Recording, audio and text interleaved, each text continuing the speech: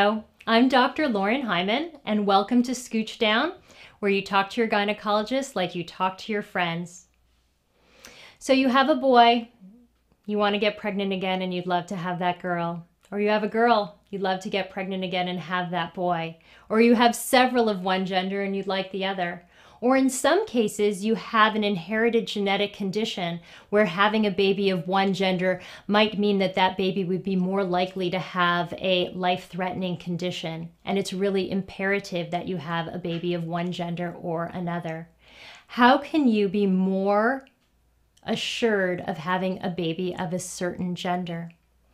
Well, let's first start with how a baby becomes a boy baby or a girl baby. We've discussed this in another video. I'd like to repeat it again.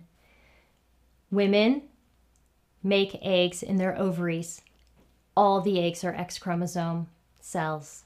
Men make sperm. The sperm can either be an X chromosome or a Y chromosome.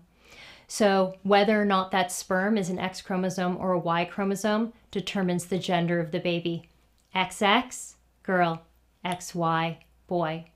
Now, there are a lot of wives' tales about how you can try to get the gender that you desire by having sex at a certain time of your cycle, and we've discussed that in another segment. This segment focuses on what doctors can do to help you have the baby of the gender of your choice.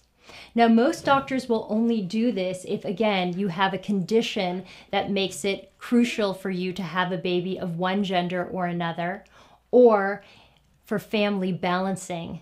If you have no children at home and do not have a medical condition, most physicians will not encourage people to undergo this to just have one type of gender child or another.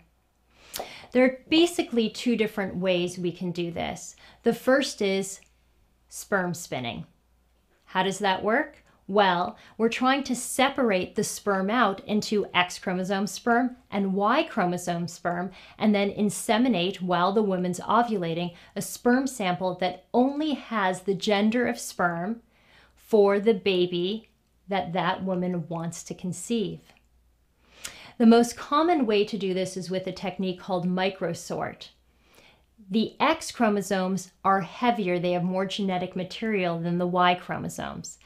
All the sperm are dyed with a fluorescent stain, and then this fluorescent stained sperm sample is passed through a laser.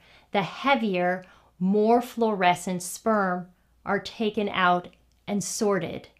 The lighter, less fluorescently stained sperm, again, put into a different category. So you get the sperm with the gender of your choice, and that again is inseminated into the woman while she's ovulating. It is more likely that you will conceive with a girl through this method than a boy, but again, there's about an 80 to 90% chance of getting pregnant with the gender child of your choice with this. It's not perfect, but it's way better than 50-50. The second method is with in vitro fertilization. The reproductive endocrinologist encourages the woman with medication to ovulate with as many eggs as possible, and then takes the eggs out of the follicles with a needle in the vagina. The eggs are then combined with the sperm in a dish, and embryos are created. One cell out of each of those embryos is then analyzed for chromosomes, and the embryos that are of the gender desired can then be put back into the uterus for conception. That method is usually foolproof, 99%.